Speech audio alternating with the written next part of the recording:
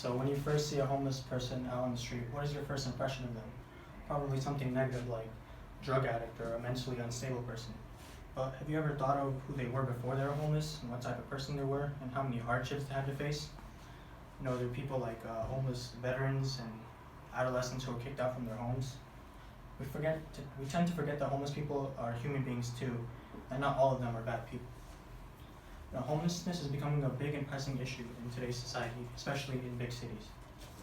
There's no one single cause to homelessness, but one major contributor to this issue is the lack of affordable housing.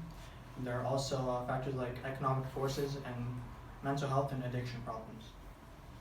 So what I'd like to be proving to you today is homelessness is a major pressing issue in today's society because it is devastating and isolating for homeless people to be out on the streets. And it goes against the Constitution, which states to provide health and safety to all its citizens.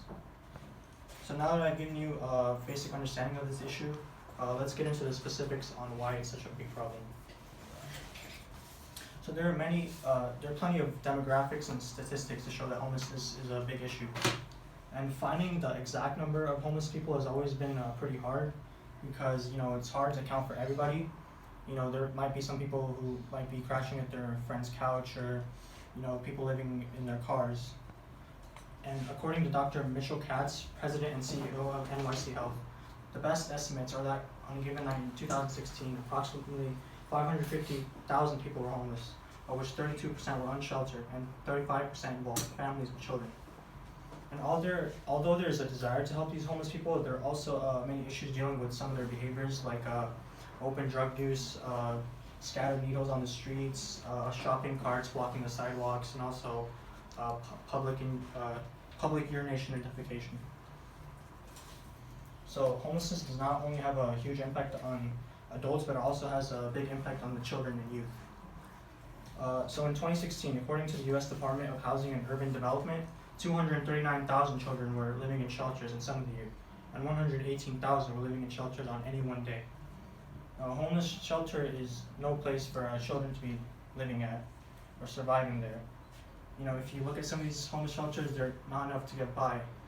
Some of them might be super cold. There's usually a lot of sick people there, so there's a possibility of these children getting sick. They usually don't get enough meals. They don't get the right nutrition and stuff like that. And according to Bernard P. Dreyer, Department of Pediatrics at New York University School of Medicine, children who are homeless have been shown to get many health problems and problems with behavioral and academic achievement. And these problems lead to chronic stress, which also leads to lifelong physical, emotional, and economical hardships for these children. So moving aside from the previous data, I would like to put you in the shoes of a homeless person and explain how society treats them. So there's a big problem with criminality associated with the homeless. So there are efforts made from public and private entities to make it impossible for the homeless to survive, basically. A 2015 study from Washington State found that cities with higher rates of income inequalities enforced homeless crimes, such as loitering and obstructing sidewalks. So it's getting harder and harder for these homeless people to survive on the streets, and they're being denied basic rights of their comfort and safety.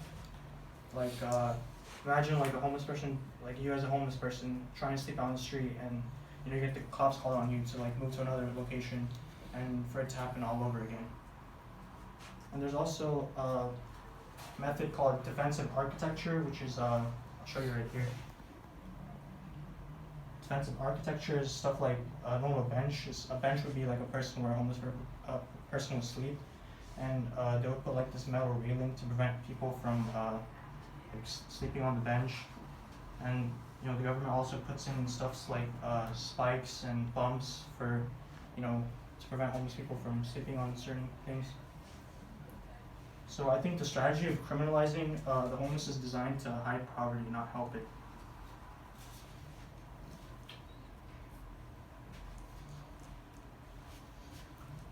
So now that you know how the society and government treats the homeless, let's get into how the current solutions are not enough to get by. So the main approach to combating homelessness has always been trying to provide emergency shelters or transitional housing services. But then again, these are not always effective because there's always a lack of space. If you go into major cities and go to one of these homeless shelters, you always see big lines taking up the whole block, and not everyone is guaranteed to get in. It's basically like a first come first serve kind of situation. And another prevention strategy is providing temporary financial assistance through call centers, and this may not be effective either because not everyone is eligible, and the funds often don't go to the right place. So again, I would like to restate that homelessness is a pressing issue because it's devastating and isolating to all the people on the streets, and it denies citizens the right to health and safety mentioned in the General Welfare Clause of the Constitution. It is an issue that not only affects individuals, but families and children as well. The government and society make it harder and harder for homeless to survive rather than helping them. And the solutions to combat the issue aren't just enough for them.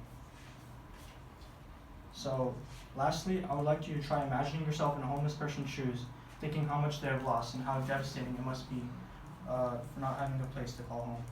Thank you.